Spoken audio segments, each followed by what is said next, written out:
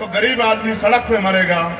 आपको गुलामी की बेड़ी अगर काटनी है, अगर इस देश में स्वाभिमान सम्मान के साथ जीना है, तो आपको आज के हालात को समझना पड़ेगा।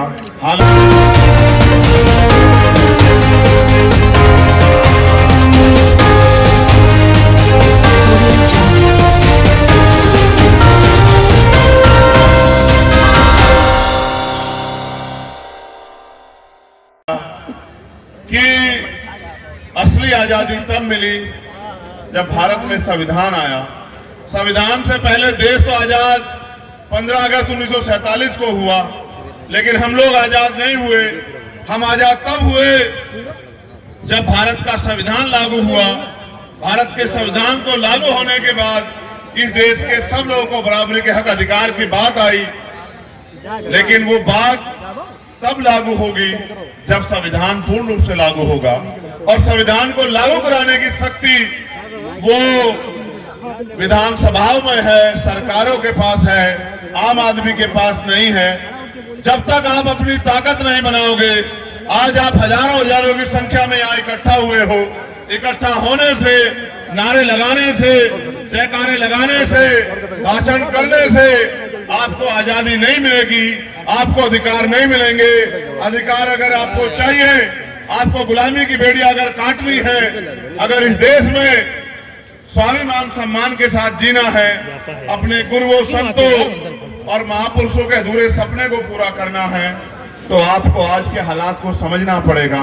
हालात ये है कि जो सरकार केंद्र में और प्रदेश में बैठी है, वो एक एक करके आपके सारे अधिकारों को चुन चुन के खत्म कर रही है। जब पब्लिक सेक्टर नहीं रहेगा तो कभी किसी दलित पिछड़े का बच्चा सरकारी कर्मचारी नहीं बनेगा। जब पब्लिक सेक्टर नहीं रहेगा तो आपके घर में जो साधन संसाधन सरकारी नौकरियों की वजह से आ रहे तो खत्म हो जाएंगे। जब स्कूल कॉलेज नहीं रहेंगे तो ये बहुजन समाज के लोग वहीं चले जाएंगे जहां आजादी से पहले थे। जब अस्पताल नहीं रहेंगे, जब सारे सरकारी अस्पतालों पे ताला लग जाएगा और बड़े बड़े पूंजीपतियों के अस्पताल रहेंगे, तो गरीब आदमी सड़क पे मरेगा। जो तमाम तरह की सुविधाएं भारत के संविधान ने हमें दी हैं, उनको बचा के रखने का, उनको लागू रखने का, उनको आगे बढ़ाने का और अपने आने वाली पीढ़ियों को स्वाभिमान सम्मान और वजूद के साथ जिंदा रखने का एक ही हमारे पास ताकत, एक ही हमारे पास शक्ति है, वो है हमारी वोट। जिस वोट को बाबा साहब अम्बेडकर ने अपने 4 बच्चों के कुर्बानी से हमें दिया। आप अगर नहीं जानते तो जान लो, हमारे नौजवान साथी बैठे हैं, इनके दिलों में बड़ी आग है। ये कुछ करके दिखाना चाहते हैं, ये बदलाव करना चाहते हैं, ये गरीबी, सामाजिक गैर बराबरी, आर्थिक गैर बराबरी को खत्म करना चाहते हैं। मैं इनसे भी कहना चाहता हूं कि मेरी बात पे गौर करो। सिर्फ मेरी बात को सुनने से बात नहीं बनेगी। मेरे द्वारा जो बात आपको बताई जा रही है उसको अमल में लाओगे, उसको धरातल पे लेके जाओगे, तो मेरा मानना है कि आने वाले कुछ साल में परिवर्तन हो जाएगा। जब बाबा साहब अम्बेडकर ने वोट का अधिकार दिलाने के लिए संघर्ष किया, तो जो कॉन्स्टिट्यूशन असेंबली, संविधान सभा में जो साथी थे, वो ये कहते थे कि वोट का अधिकार उनको मिलना चाहिए जिनके पास जमींदारी है। कुछ लोगों ने कहा वोट का अधिकार उनको मिलना चाहिए जो लोग लगान देते हैं। कुछ लोगों ने कहा उनको वोट का अधिकार मिलना चाहिए जिन्होंने उच्च शिक्षा प्राप्त की है। कुछ लोग कहते हैं उनको मिलना चाहिए जो व्यापार करते हैं। कुछ लोग कहते हैं उनको मिलना चाहिए जो धन दौलत रखते हैं। बाबा साहब अम्बेडकर ने कहा कि अगर चंद लोग फैसला करेंगे कि सत्ता में कौन आएगा, तो इस तरह से लोकतंत्र नहीं बन पाएगा। लोकतंत्र तब बनेगा जब भारत के हर एक बालिग व्यक्ति को अपना उम्मीदवार चुनने का अवसर प्राप्त होगा। वो तय करेगा कि उनका विधायक कौन होगा, उनका सांसद कौन होगा, उनका मंत्री कौन होगा। जब वो तय करेगा, अपनी वोट का प्रयोग करेगा, उस प्रयोग के बाद जो तय सत्ता बनेगी, उस सत्ता के जरिए जब आम आदमी के हितों के काम होंगे। क्योंकि अगर आपको याद हो तो उन्होंने कहा कि संविधान कितना भी अच्छा क्यों ना हो, उसको लागू कराने वाले हाथ अच्छे नहीं होंगे, उनकी नीति अच्छी नहीं होगी, उनकी नीयत अच्छी नहीं होगी, तो अंत संविधान बुरा साबित होगा। आज भी संविधान अच्छा है, दुनिया का सबसे पवित्र संविधान, दुनिया का सबसे महान संविधान भारत का संविधान है। लेकिन मेरी बात में गौर करो, सबसे ज्यादा गैर बराबरी भारत में है, सबसे ज्यादा आर्थिक समानता असमानता भारत में है, और सबसे ज्यादा अन्याय अत्याचार महिलाओं पे और स्पेशली वंचित वर्ग की महिलाओं को पे भारत में होते हैं। इसका कोई तो कारण होगा। इसका कारण मात्र एक है कि बाबा साहब अम्बेडकर की बात को आगे बढ़ाते हुए मान्यवर काशीराम साहब ने कहा कि वोट हमारा, राज तुम्हारा, नहीं चलेगा, नहीं चलेगा। उनके इतने संघर्ष के बाद भी बहुजन समाज के लोग उनके संघर्ष पे हंसते रहे और अपनी रोटी को खा के पेट में हाथ फेर के चैन से घर में सोते रहे। उसका खामियाजा ये हुआ कि वोट हमारे पास है और राज उन लोगों का है जो नहीं चाहते कि इस देश से कभी सामाजिक गैर बराबरी और आर्थिक गैर बराबरी दूर हो। अगर हमें सामाजिक गैर बराबरी को दूर करना है, अगर हमें जाति के आधार पर जो है समानता है उसका नाश करना है, अगर हमें भाईचारा लाना है, अगर हमें जो गरीबी, बेबसी, लाचारी, क्योंकि मैं देश में घूमता हूं, आप मुझसे प्यार करते हैं, मैं आपको बताना चाहता हूं देश की हकीकत यह है कि अमीरों के कुत्ते भी घी खाते हैं, अमीरों के कुत्ते भी एसी की गाड़ियों में घूमते हैं, उनके कुत्तों में भी अच्छे अच्छे गद्दे और सर पे छत है, लेकिन गरीब अपना पेट काट काट के भी अपने बच्चों को नहीं पाल पा रहे हैं। पढ़े लिखे नौजवान सड़कों पे धक्के खा रहे हैं, सुसाइड कर रहे हैं और निकम्मी सरकार तमाशा देख रही है।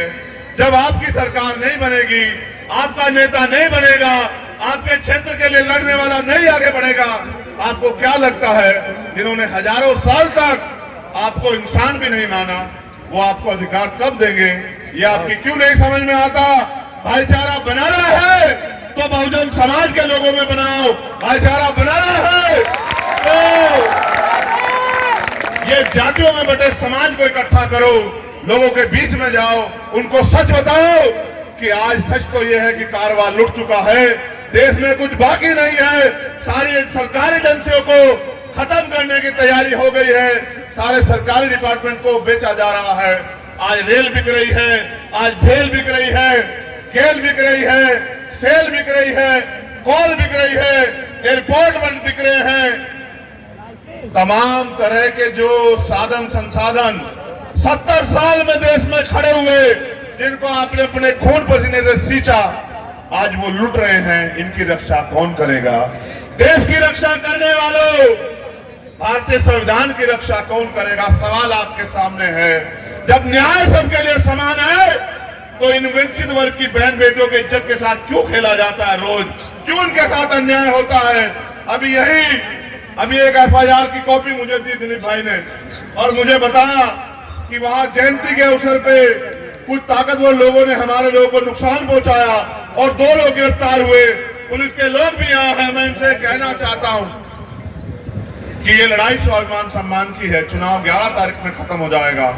अगर आपके क्षेत्रों में अन्याय होगा, आपको नौकरी बाबा साहब अम्बेडकर के संविधान की वजह से मिली है, और अगर आपके क्षेत्रों में आपके कुर्सी बैठे अन्याय होगा तो अब ये अन्याय हम लोग नहीं सहने वाले। अगर आप न्याय नहीं दोगे तो हम आपके दफ्तरों के बाहर आकर बैठ जाएंगे। अगर आप न्याय नहीं दोगे, हम अपनी संवैधानिक शक्ति का प्रयोग करके मोर्चा निकालेंगे। अगर आप न्याय नहीं दोगे तो हम भी आपको एसी के कमरों में चैन से नहीं बैठने देंगे। मैं उत्तर प्रदेश के साथ देश के सभी कोनों में जाता हूं। सुनो, मैं फिर कह रहा हूं, आप भी जिंदाबाद करो, मैं भी जिंदाबाद करता हूं, कुछ होगा ही नहीं। देखो, मैं 2 बातों पे आपका गौर वो करूंगा और आपको बताऊंगा कि भीम आर्मी किस हालात में है आज, आजाद समाज पार्टी किस हालात में, आपको समझना पड़ेगा। जब हम अन्याय के खिलाफ लड़ने जाते हैं और जिस ताकतवर व्यक्ति ने अन्याय किया, गौर करना मेरे उस पे बात में, सीने लोग गौर करना। अभी तो मैं इन नौजवान लोगों के भरोसे लड़ रहा हूं, मैं ईमानदार से कह रहा हूं इस बात को। आज मैं जो कुछ हूं, मैं इन नौजवानों की ताकत से हूं। जिस दिन आप लोगों ने मेरे साथ खड़े होने का काम किया, इनका जोश, जुनून और आपका अनुभव, हमारा आंदोलन बुलेट ट्रेन की तेजी से आगे बढ़ेगा। हम लोग देश में बहुत कम समय में शक्तिशाली हो जाएंगे। मैं आपको बताता हूं कि हमें क्या क्या कीमत चुकानी पड़ती है। यहाँ हमारे 3-4 वरिष्ठ नेता बैठे हैं, चौधरी अमर सिंह जी, भाई आकिब साहब, अवनीश जी, हमारे जिले के अध्यक्ष और उनकी पूरी टीम। मैं आपका गौर एक तरफ ले जाना चाहता हूं जहां आप नहीं सोचते। जब भी पूरे देश में या किसी प्रदेश में या किसी जिले में अन्याय होता है, जब अन्याय करने वाला ताकतवर व्यक्ति ये सोच के बैठा होता है कि मैं तो कई सालों से अन्याय कर रहा हूं, मेरा तो कोई कुछ नहीं बिगाड़ सकता, और जब पीड़ित वो बात भीम आर्मी के लोगों तक पहुंचाता है, और जब भीम आर्मी के लोग अपनी जान पे खेल के तमाम तरह की मुसीबतों का सामना करते हुए अपना धरना मोर्चा लगा के उनको न्याय दिलाने का काम करते हैं, और जो ये सोच रहा था उसका कुछ नहीं हो सकता, वो गिरफ्तार होकर जेल जाता है। जब वो जेल जाता है, अगर वो सरकार का व्यक्ति होगा तो क्या करेगा? जेल में से आने के बाद वो हमारे कार्यकर्ताओं पे झूठे मुकदमे लगवाएगा, वो उनपे जबरन उनके घरों पे बुलडोजर चलवाएगा। बुलडोजर वाली सरकार है, वो जबरन हमारे लोगों का मनोबल तोड़ेगा, वो उनको आर्थिक नुकसान पहुंचाएगा। आप सब जानते हैं, मैं बस आपको बता रहा हूं। अगर वो सरकार का भी व्यक्ति नहीं, ताकतवर व्यक्ति है, तो मैंने अभी 2 बड़े नुकसान सहे। एक, मेरा छोटा भाई राकेश पासवान, वैशाली में मेरा शेर, उसको जयंती से पहले 20 गोली मारी, ताकतवर लोगों ने उसकी जान ले ली। उसको कीमत चुकानी पड़ी आपकी लड़ाई लड़ने की। एक, मेरा बहादुर भाई चतर सिंह, विदिशा मध्य प्रदेश, उसको उसकी हत्या की ताकतवर लोगों ने। देखो, मुझे रोज अपने भाइयों की लाश उठानी पड़ती है। आपको नहीं पता कि कितने जख्म सह के हम लोग आंदोलन चला रहे हैं। हम वो कोई व्यापार नहीं कर रहे थे, कोई लूटपाट नहीं कर रहे थे, वो आपके अधिकारों की लड़ाई लड़ रहे थे। और आप पता करवा लेना, वैशाली आपसे दूर नहीं है बिहार, कि जब तक राकेश पासवान था, किसी सामंती की मां ने दूध नहीं पिलाया कि वो किसी गरीब की बेटी की तरफ आंख उठा के देख ले, ये ताकत थी वहां। लेकिन आज राकेश पासवान का परिवार डर के साए में, कारण पता है क्या है? कि आप उन नेताओं को ताकत देते हो जो चुनाव के समय आपके बीच आते हैं। आप जानते हो, लोकतंत्र में जिनकी वोट की शक्ति जिनके साथ होती है, वो ताकतवर होते हैं। मुझे 10 साल हो गए घर छोड़े हुए, मैं लगातार गली गली जाके आपको जगाने का काम कर रहा हूं। इन युवाओं की बदौलत आज हजारों लोगों को न्याय मिलता है, और सिर्फ बहुजन समाज के लोग नहीं, हर समाज में रहने वाली बहन बेटियां न्याय के लिए हमसे उम्मीद करती है, और वीडियो वायरल कर करके कहती है कि भैया से कहो हमारी मदद कर दें। इसका उदाहरण मैं आपको बताता हूं कि आज दिल्ली के जंतर मंतर पे हमारे देश की गोल्ड मेडलिस्ट बेटियां बैठी हैं, न्याय की मांग कर रही हैं। उनको भी हमसे उम्मीद है कि हम लोग जाकर न्याय दिलाएंगे। उसके साथ साथ उत्तर प्रदेश की पुलिस ने मध्य प्रदेश के एक बच्चे आकाश गुजर को आगरा में एनकाउंटर कर दिया। उसके परिवार ने मुझसे कहा कि आप आ जाओ, आप न्याय दिला सकते हैं। मैं आपसे पूछना चाहता हूं, आपने सबको ताकत दी है, आपने सबको हिम्मत दी है, क्या तो मेरे काम में शक बताओ कि आपके काम में ये वो है। अगर मेरी लड़ाई MP MLA बनने की होती तो मैं आज सिद्धार्थनगर में खड़ा होकर आपसे बात नहीं कर रहा होता। मेरी लड़ाई MP MLA बनने की नहीं है, मेरी लड़ाई ताकतवर बनने की नहीं है। मेरी लड़ाई मात्र इतनी है कि ये बहुजन समाज ताकतवर बने, इनके हिस्से में इनके अधिकार आए, इनके स्वाभिमान सम्मान की रक्षा हो। और मेरी लड़ाई इतनी है कि बाबा साहब अम्बेडकर अपनी पूरी जिंदगी कुर्बान कर गए हम पे, अपने 4 बच्चों को कुर्बान कर गए। माननीय काशीराम साहब चप्पल के सहारे पूरे देश में घूम घूम के फटी हुई बनियान और शर्ट पहन के उन्होंने इस आंदोलन को ताकतवर बनाया। वो पिता के समान हम लोगों के, उनका अधूरा सपना पूरा करने की जिम्मेदारी किसकी है आप बताओ? क्या भारतीय जनता पार्टी के लोग उनका सपना पूरा करेंगे, या समाजवादी के लोग उनका सपना पूरा करेंगे, या कांग्रेस के लोग उनका सपना पूरा करेंगे? ऐ मेरे भोले भाले समाज के लोगों, अगर आप उनके सपने के लिए मेहनत नहीं करोगे तो उनका सपना कैसे पूरा होगा? अगर सब लोग सर्जन हिताय सर्जन सुखाय हो जाएंगे तो बुद्ध का बहुजन हिताय बहुजन सुखाय कहां रहेगा? और जब बहुजन हिताय बहुजन सुखाय नहीं होगा, वही लोग ताकतवर हो जाएंगे, तो फिर आपको अधिकार और स्वाभिमान सम्मान कहां से मिलेगा? साहब कहा करते थे, अगर आप फूल वालों को वोट दोगे तो फूल वाले ताकतवर होंगे, फूल वाले ताकतवर होंगे तो अपनी विचारधारा को आगे बढ़ाएंगे, अपने लोगों के लिए काम करोगे। करेंगे। अगर आप पंजे वालों को वोट दोगे तो पंजे वाले ताकतवर होंगे, वो अपनी विचारधारा को आगे बढ़ाएंगे, अपने लोगों को ताकत देंगे, वो आपकी तरफ पलट के भी नहीं देखेंगे। अगर आप अपने आंदोलन को आगे नहीं बढ़ाओगे तो आपकी तरक्की कैसे होगी, सोचो मेरे लोग। ये बहन बेटियां जो यहाँ बैठी हैं, इनको घर पे रोजगार कैसे मिलेगा, गरीबी कैसे दूर होगी, इनके चेहरे पे मुस्कुराहट कैसे आएगी?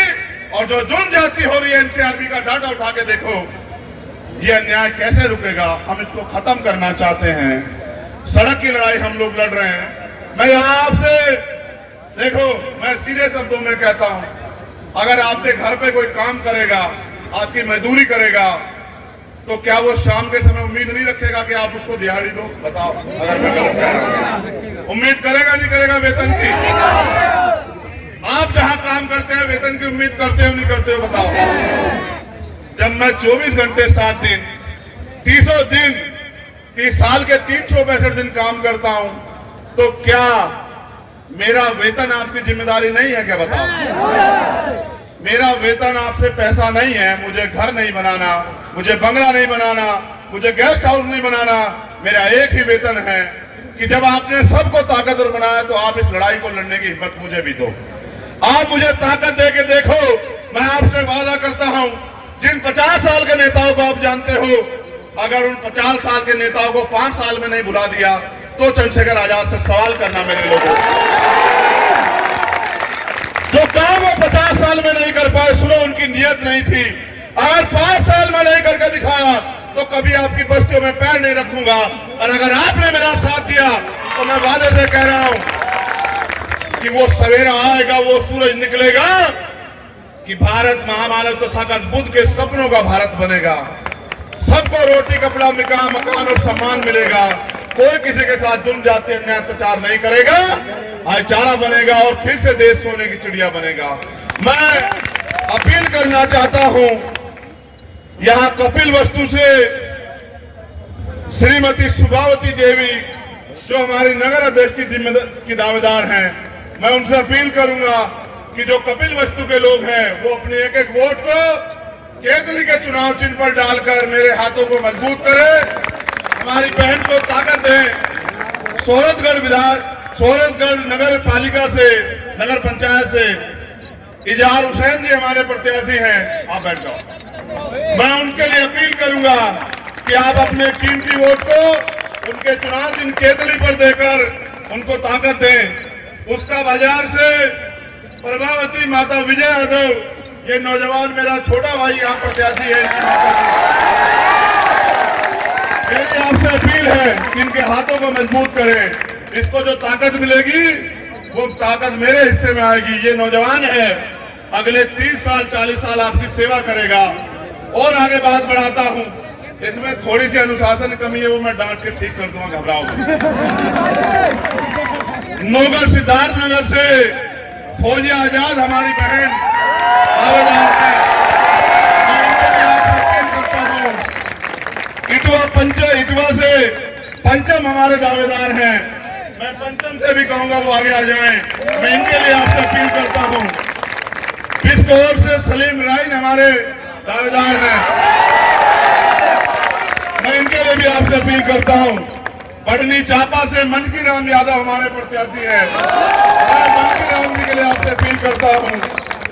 मानिक राम भारत भारी से हमारे पूर्व के जिला अध्यक्ष मेरे छोटे भाई, प्यारे भाई ऋषिकेश जी प्रत्याशी हैं, मैं इनके लिए आपसे अपील करता हूं।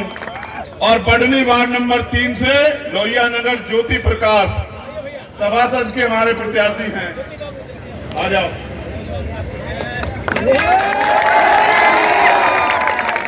एक बात और आपसे कहनी, बैठ जाओ, एक बार को बैठ जाओ। मैं अपनी बात को समाप्त करने से पहले, कुछ नाम मुझे पढ़ने हैं लेकिन एक बात आपसे जरूर कहनी है। अगर सब अमीर लोग ही राजनीति करेंगे तो वो अमीरों के बारे में सोचेंगे। हमने अपने गरीब कार्यकर्ताओं को आपके भरोसे मौका दिया है, आप इनमें से छांट के देखो, एक आधा कोई ऐसा होगा जो सक्षम हो, वरना सारे आपके बीच के हैं। जब बाबा साहब अम्बेडकर ने कह दिया कि रानी का बेटा राजा नहीं बनेगा, जब उन्होंने कह दिया कि मैंने रानी का पेट काट दिया, राजा आपकी बैलेट वोट से तैयार होगा, बैलेट बॉक्स से तैयार होगा, तो फिर ये गरीब के बेटे क्यों नहीं आगे बढ़ सकते? आप बताओ। देखो, गरीबी गरीबी का दर्द समझता है।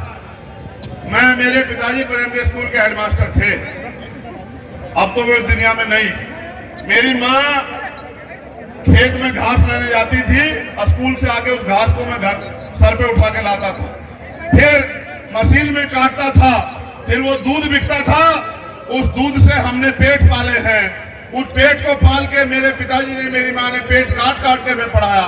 मैं गरीबी की समस्या को समझता हूँ, इसलिए काम कर रहा हूँ कि और किसी भाई को ये सहना ना पड़े। एक हमारा चुनाव निशान है, वो कहाँ है जरा दिखाना मुझे। ये बड़ा अच्छा चुनाव निशान है, इसको देखा आपने? क्या है ये बताना जरा मुझे। सुनो मेरी बात को, ये केतली तो है लेकिन ये आपको कहाँ गए, लेकिन ये आपको अलादीन के चिराग जैसा नहीं लगता है क्या? लगता है नहीं लगता है? इसको आप अलादीन का चिराग मानो, क्योंकि बाबा साहब अम्बेडकर ने कहा राजनीतिक सत्ता वो चाबी है जो आपके सारे ताले खोल सकती है। इस अलादीन के चिराग में आप अपनी वोट को डाल देना 11 तारीख को, ठीक है? और फिर आप इसको रगड़ना, जैसे टीवी में दिखा देते हैं चिराग को रगड़ते हैं, क्या निकल के आता है? चिन्ह तो नहीं निकलेगा। जैसे आपने इसको भरा वोटों से, वो जो नगर पंचायत के हमारे दावेदार है वो निकल के आएंगे, और वो क्या कहता है चिन्ह निकल के? कहता है क्या हुक्म मेरे। ये भी आपसे यही कहेंगे कि बताइए आपको मेरे आका क्या हुक्म है आपका, फिर ये आपके लिए काम करेंगे। आप इनके हाथों को मजबूत करो। यहाँ हमारे जो जिले के सम्मानित साथी हैं, जिन्होंने मेहनत करके मुझे यहाँ बुलाया, जो जिला प्रभारी है जितेंद्र राणा जी, जिला प्रभारी रामधारी यादव जी, जिला प्रभारी इजहार हुसैन जी, जिला अध्यक्ष राजेंद्र भारती जी,